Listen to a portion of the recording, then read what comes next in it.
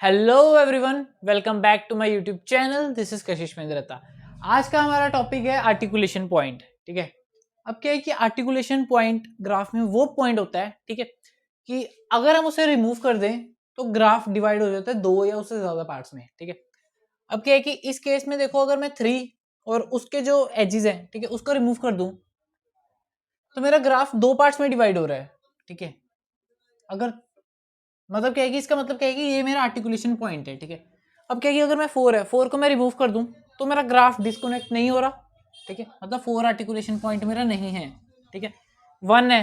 ठीक है, अगर मैं 1 को रिमूव कर दूं और उसके कोरस्पॉन्डिंग एजिस, ठीक है, तो क्या है कि दो पार्ट्स में डिवाइड हो रहा है। तो मतलब क्या है कि 1 भी मेरा आर्टिकुलेशन पॉइंट था।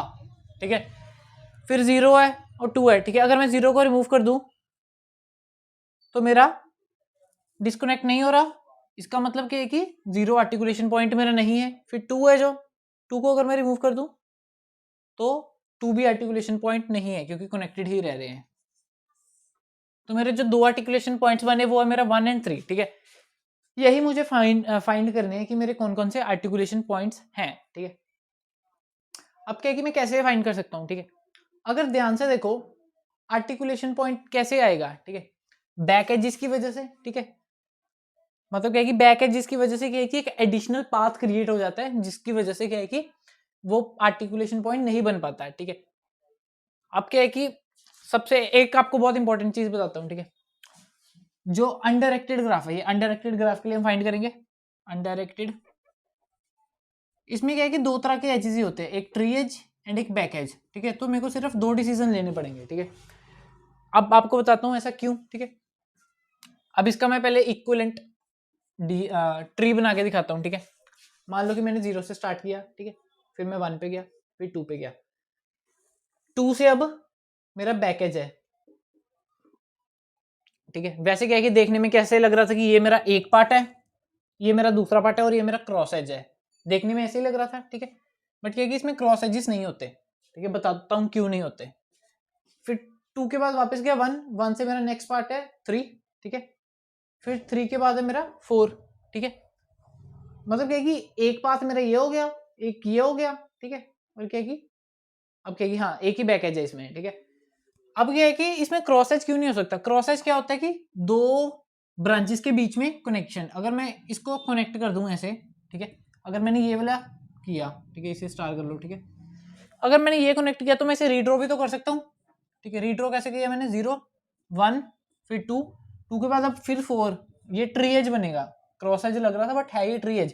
ठीक है, 4 के बाद वापस 3, 3 के बाद फिर 1। ठीक है, हाँ, 2 के बाद भी तो बैकेज था। ठीक है, तो ये बैकेज 1 हो गया, ये बैकेज 2 हो गया। ठीक है, तो मतलब क्या है कि जो हमें लग रहा था क्रॉस एज, वो दरअसल क्रॉस एज नहीं था, वो ट्री एज था। ठीक है, क्योंकि अगर दो ब्रांचेस को ये कनेक्ट कर रहा है एज, तो क्या है कि मैं पूरा कंप्लीट कर सकता हूँ पाथ। ठीक है, क्रॉस एज नहीं होगा। क्रॉस एज होता है सिर्फ डायरेक्टेड में। ठीक है, कि जैसे 1 है, 2 है, 3 है, इधर 4 है, इधर 5 है। ठीक है, तो क्या है कि ये क्रॉस एज हो सकता है। ठीक है, क्योंकि देखो मैं 1 2 3 पे गया, 3 से फिर मैं 5 पे गया, तो 5 से मैं वापस नहीं जा पाऊंगा। ठीक है, तो ये क्रॉस एज होता है। बट इसमें ऐसा नहीं है। ठीक है, क्योंकि ये भी अनडायरेक्टेड है और ये भी अनडायरेक्टेड है, सारी अनडायरेक्टेड है। तो क्या है कि मैं चाहे ऐसे भेज दो, चाहे ऐसे भेज दो, मतलब मैं हर तरह से कवर कर सकता हूँ। तो इसमें सिर्फ दो तरह के एजेस होते हैं, tree edges and back edges. ठीक है, तो क्या है कि अगर मेरे को कोई भी ग्राफ दिया हो तो I can convert into any shape. ठीक है, मतलब I can convert into a tree. ठीक है, कि ऐसा कोई ट्री है, उसमें सिर्फ बैक एजेस हैं। ठीक है, कोई इसका बैकेज हो गया, ये नहीं होगा, ये चीज़ नहीं होगी। ठीक है, कोई इसका बैकेज हो गया, कोई इसका बैकेज हो गया। ठीक है, तो ये बैकेज नहीं होगा। ठीक है, सेम पॉइंट भी नहीं होगा, पेरेंट भी नहीं होता सिर्फ। तो इसमें ये ट्री एजेस होंगे और बैक एजेस होंगे। ठीक है, अब क्या है कि इन दोनों की बदौलत ही हम ये क्वेश्चन सॉल्व करेंगे।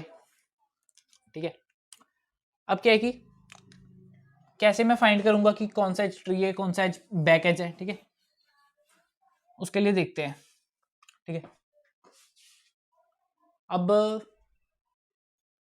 मैंने इसको सबसे पहले ट्री की फॉर्म में रिप्रेजेंट करूंगा। ठीक है, अब क्या है कि पहले मैं आपको एल्गोरिथम परफॉर्म करके बताता हूँ, ठीक है, फिर मैं आपको बताऊंगा कि इसमें कैसे हम फाइंड करेंगे, ठीक है। उसके लिए हमें क्या है कि 2 पॉइंट्स चाहिए, हर एक नोड के लिए मेरे को 2 वैल्यूज चाहिए, एक तो डिस्कवरी वैल्यू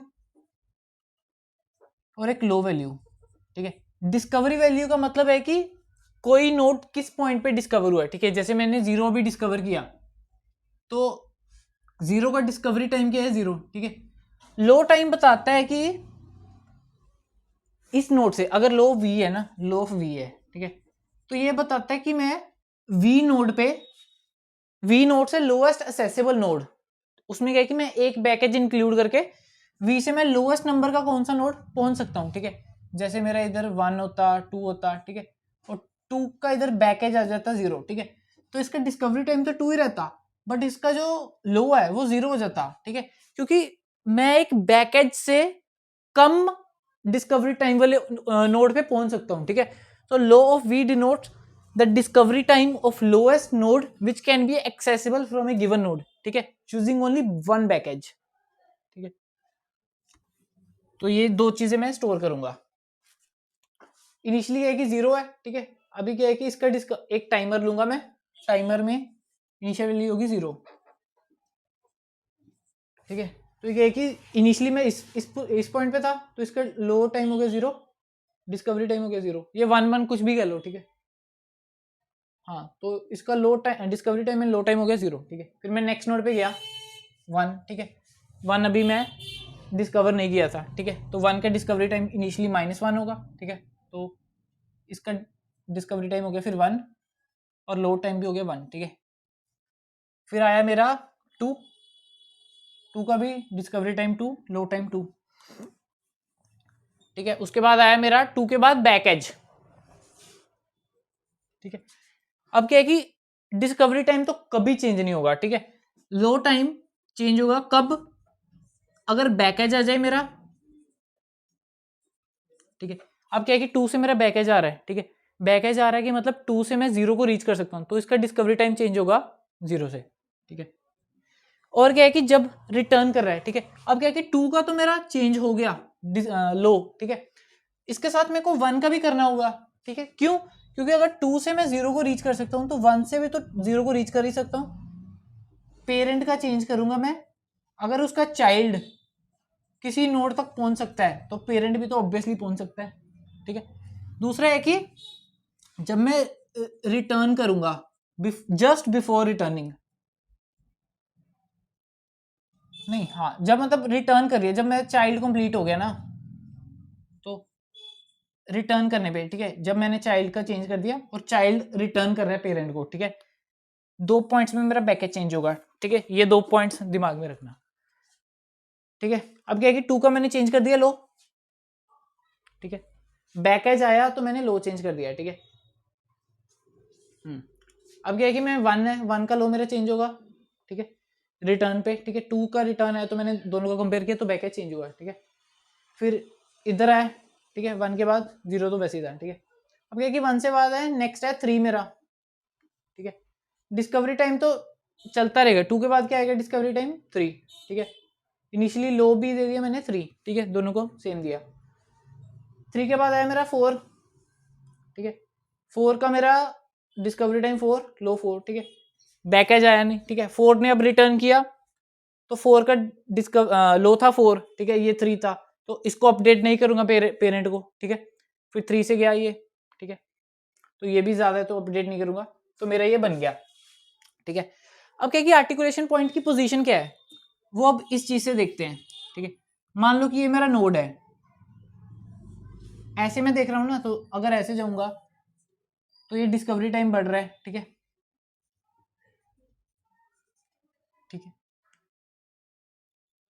तो अब क्या है कि अगर मैंने ऐसे नोड ले लिए, ठीक है, मान लो कि ऊपर जो सारे हैं जिसका डिस्कवरी टाइम, ये मान लो नोड वी है, डिस्कवरी ऑफ, ऊपर कोई भी नोड ले लिया आई, डिस्कवरी ऑफ आई जिसका less than discovery of v है, ठीक है।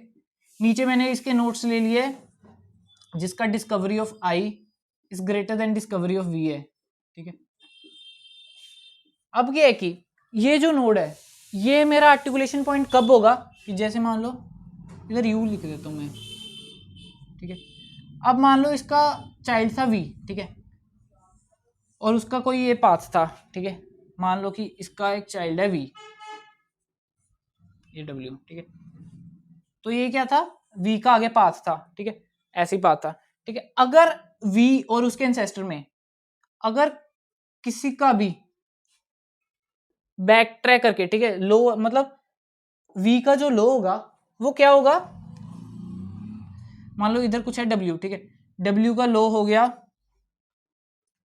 इधर ऊपर ऊपर वाला कहीं, ठीक है, तो मतलब क्या है कि w is connected to that part, ठीक है। इसका मतलब क्या है कि मैं मेरे पास रास्ता है ऊपर जाने का, ठीक है, कि अगर ये डिस्कनेक्ट भी हो गया तो मैं ऊपर जा सकता हूं, ठीक है।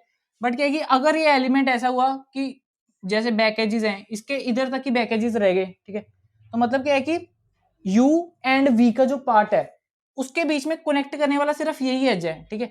मतलब क्या है कि अगर मैं इसको रिमूव कर देता हूं तो वो पार्ट्स डिस्कनेक्ट हो जाएंगे। मतलब क्या है कि कंडीशन मेरी क्या बनी कि जो लो ऑफ v है ना, तो v के अगर इधर कहीं भी बैक एज ऊपर गया, जैसे v है, इसका डिसेंडेंट था w, ठीक है, तो इसका अगर ऊपर कहीं बैक एज पहुंचा तो वो v में भी तो शो होगा ना, ठीक है। अगर इसका बैक एज था 0 पे तो v में लो की वैल्यू होगी 0 0, ठीक है। तो मतलब क्या है कि मैं सिर्फ u एंड v अगर दो नोड्स हैं, ठीक है, तो मैं देखूंगा कि अगर इसका जो लो है, इफ, ये बहुत इंपॉर्टेंट चीज है, ठीक है, ध्यान से देखना, if low of v is greater than equals to discovery time of u, ठीक है। मतलब क्या है कि v का लो में क्या आ जाता है, v और उसके जैसे नीचे है, ठीक है, उसमें बैक एज, इसका मतलब क्या है कि v एंड उसके जो डिसेंडेंट्स है उसके जो बैक एज है वो सिर्फ अप टू v ही है, मतलब v के ऊपर कोई भी एज जो पहले डिस्कवर हो चुका है उस पर कोई भी बैक एज नहीं है। मतलब क्या है कि पीछे जाने का कोई रास्ता ही नहीं है, ठीक है। तो अगर u डिस्कनेक्ट हो जाएगा, u नहीं रहा, तो ऊपर कोई नोड था जैसे w, ठीक है, इधर था u, ठीक है, अगर तो ऊपर किसी नोड पे बैक एज हुआ मेरा, ठीक है, तो मेरा क्या मतलब है कि मेरा यहां से रास्ता है, तो यू डिस्कनेक्ट भी हो जाए मेरे को फर्क नहीं पड़ता। बट क्या है कि अगर सिर्फ वी तक ही रह जाते हैं बैक एजेस, वी या उससे ज्यादा तक, ठीक है, तो मतलब क्या है कि मेरा ऊपर जाने का रास्ता नहीं है, तो अगर ये हटेगा तो श्योर हूं मैं कि 2 पॉइंट्स में कटेगा ही कटेगा, तो वो आर्टिकुलेशन पॉइंट बनेगा। तो ये मेरी आर्टिकुलेशन पॉइंट की कंडीशन है। तो इसका मतलब क्या है कि you is the articulation point. इसका मतलब क्या है कि अगर ये एक चीज होती है then we can say u is articulation point, ठीक है। अब क्या है कि इसका मैं पूरा कोड नहीं लिखूंगा, मेन जो इसका क्रक्स है वो बता देता हूं, ठीक है। अब क्या है कि फंक्शन का नाम मैंने दे दिया डीएफएस, ठीक है। तो डीएफएस में जो पैरामीटर चेंज होंगे मैं वही लिखूंगा, बाकी पैरामीटर सब खुद लिख लेना, ठीक है। तो एक मेरे को पेरेंट चाहिए, पेरेंट बताता हूँ क्यों, ठीक है, ठीक है। इसके बाकी भी पैरामीटर्स हैं, ठीक है, जैसे मेरे को क्या चाहिए, ग्राफ चाहिए, ठीक है, लो चाहिए, और मेरे को डिस्कवरी टाइम चाहिए था, ठीक है। वो सब मैं नहीं लिखूंगा, ठीक है, वो आप लिख लेना, ठीक है, वो चेंजेस नहीं होंगे रिकर्सिव कॉल में, इसलिए नहीं लिखे। लो भी होगा, डिस्कवरी भी होगा, ठीक है। अब क्या है कि इसमें विजिटेड एरे लेने की जरूरत ही नहीं है, ठीक है।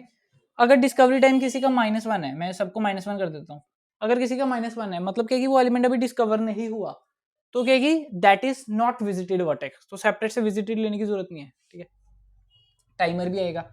तो इनिशियली क्या करूंगा कि मैं किसी भी नोड पे जाऊंगा, जैसे 1 है, ठीक है, मेरे को क्या करना है, सबसे पहले जो भी करंट टाइमर है, टाइमर में कोई टाइम होगा, ठीक है, साथ में टाइमर भी है, जो जैसे लिख के देते हैं, ठीक है, साथ में टाइमर भी है, लो भी है, डिस्कवरी टाइम भी है, ठीक है, ग्राफ भी है,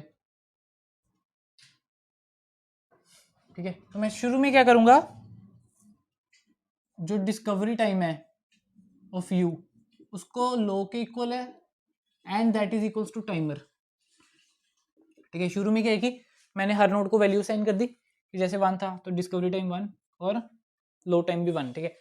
फिर मैं टाइमर इंक्रीमेंट कर दूंगा, ठीक है, कि अगर मैंने किसी का डिस्कवरी टाइम 1 रख दिया तो जो नेक्स्ट एलिमेंट होगा उसका डिस्कवरी टाइम 2 ही होगा, ठीक है।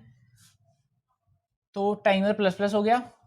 उसके बाद मैं क्या करूंगा, अब क्या है कि एक और चीज़ है जो मैंने आपको कॉन्सेप्ट बताया, वो सिर्फ रूट को छोड़ के बाकी सभी एलिमेंट्स पे देखेगा कि मतलब बाकी सभी एलिमेंट्स का बता देगा कि आर्टिकुलेशन पॉइंट है कि नहीं, रूट का नहीं बताएगा। रूट के लिए मेरे को क्या करना पड़ेगा कि जैसे रूट है, अगर तो इसका एक चाइल्ड ही है, रूट है, अगर इसका एक चाइल्ड ही है तो वो आर्टिकुलेशन पॉइंट नहीं है, क्योंकि एक चाइल्ड खत्म तो उसके नीचे ला तो ट्री बचेगा ही बचेगा ना।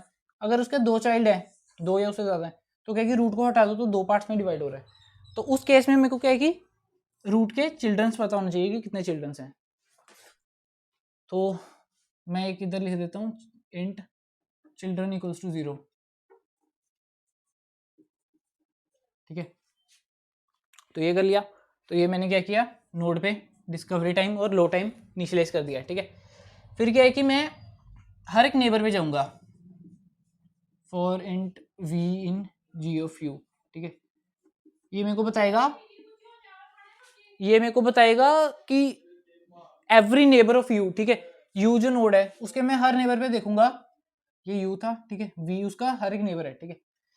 अब उसका हर नेबर पे मैं देखूंगा कि अगर वो विजिटेड नहीं है तो मतलब क्या है कि if discovery time equals to -1, ठीक है, दैट मीन्स कि वी अभी विजिटेड नहीं है।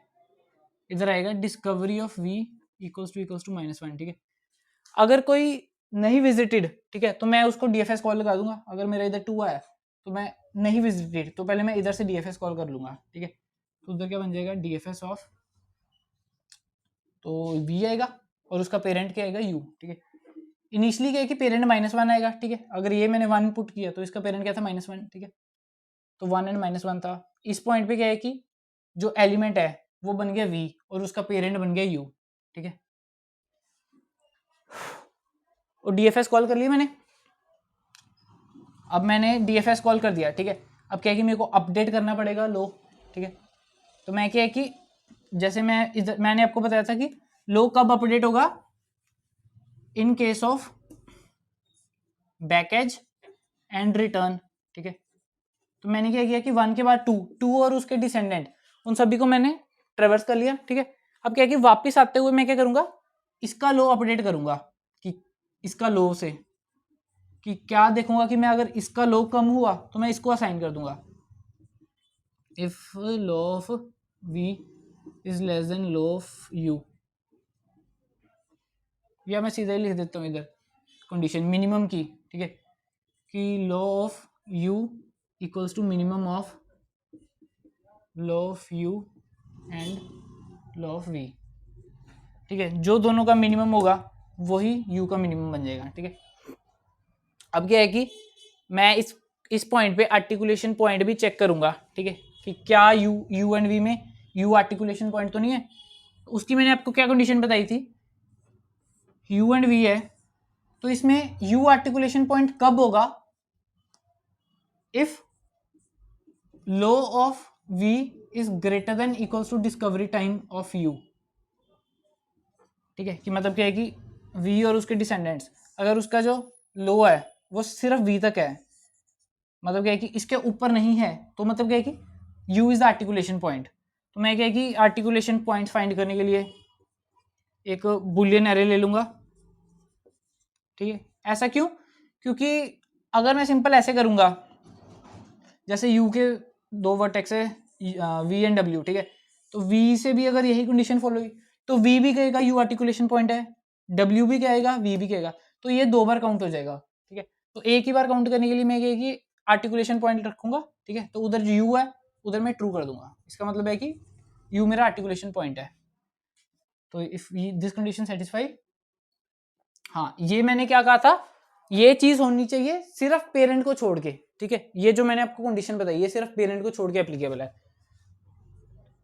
सॉरी रूट एलिमेंट को छोड़ के एप्लीकेबल है। तो मतलब रूट एलिमेंट ना हो तो उसके लिए मैंने क्या कर दिया, पेरेंट -1 नहीं होना चाहिए, ठीक है। अगर ये कंडीशन है then articulation point of u equals to true, ठीक है। तो ये इफ कंडीशन होगी। तो अगर बैक एज हुआ, ये मैंने ट्री एज के लिए कर लिया, ठीक है। बैक एज के लिए क्या आएगा, ठीक है, बैक एज कैसे है, ये यू है ये वी है, तो बैक एज है डब्ल्यू, ठीक है। तो इसका मतलब क्या है कि अगर डब्ल्यू ऑलरेडी विजिटेड है तो वो बैक एज हुआ, तो मेरे को क्या कर देना था, इसका लॉ अपडेट करना था, else low of v equals to, else low of v equals to minimum of low of v and discovery time of back edge. ठीक है, नहीं नहीं इधर u आएगा। ठीक है, तो मतलब क्या है कि बैकेज है, u का बैकेज है तो ये u है ना, ये v हुआ। फिर मतलब अगर बैकेज है तो ऐसे बनेगा ना, ये u है ये v है, बैकेज जा रहा है किसी ओरिजिनल नोड पे। ठीक है, तो क्या है कि low of u equals to minimum of low of u and discovery time of v। ठीक है, ये कंडीशन लिख दी। अब क्या है कि अगर इधर मैं चिल्ड्रन प्लस प्लस भी कर देता हूँ, ठीक है, ताकि मेरे को पता चल सके कि कितने चिल्ड्रन है। ठीक है, एंड में जो पेरेंट की कंडीशन रह गई थी सिंपल, वो पेरेंट की कंडीशन लगाऊंगा। ठीक है, कि इफ पेरेंट इक्वल्स टू -1। ठीक है, मतलब क्या है कि रूट एलिमेंट है। ठीक है, जैसे मैंने 0 से स्टार्ट किया था आर्टिकुलेशन पॉइंट फाइंड करना, तो उसका पेरेंट होगा -1। ठीक है, सिर्फ और उस कॉल के लिए ये यूज होगा। अगर पेरेंट -1 है and children greater than 0, sorry greater than 1, तो वो भी आर्टिकुलेशन पॉइंट है। ठीक है, तो अब क्या है कि इससे क्या है कि मेरे पास एक बुलियन एरे बन जाएगा आर्टिकुलेशन पॉइंट का। ठीक है, उसमें क्या है कि जहां जहां ट्रू होगा वो आर्टिकुलेशन पॉइंट था। ठीक है, तो उसके बाद आप उसको काउंट करके रिटर्न कर सकते हो अगर आपसे सिर्फ काउंटिंग पूछी हो। अगर आपसे पूछा हो कि कौन कौन से है, तो सिंपली जिसका ट्रू है वो वाला पॉइंट आप प्रिंट करा सकते हो। ठीक है, तो ये था आर्टिकुलेशन पॉइंट। नेक्स्ट टॉपिक होगा हमारा ब्रिजेस इन दिस ग्राफ। ठीक है, उसमें ब्रिज हम देखेंगे। ठीक है, बिल्कुल सेम है, ये सारा कोड सेम है। ठीक है, ये कंडीशन में चेंज आएगा। ठीक है, उसमें पेरेंट का भी चक्कर नहीं पड़ेगा। ठीक है, वो मैं नेक्स्ट वीडियो में बताऊंगा। ठीक है, मिलते हैं अगली वीडियो में।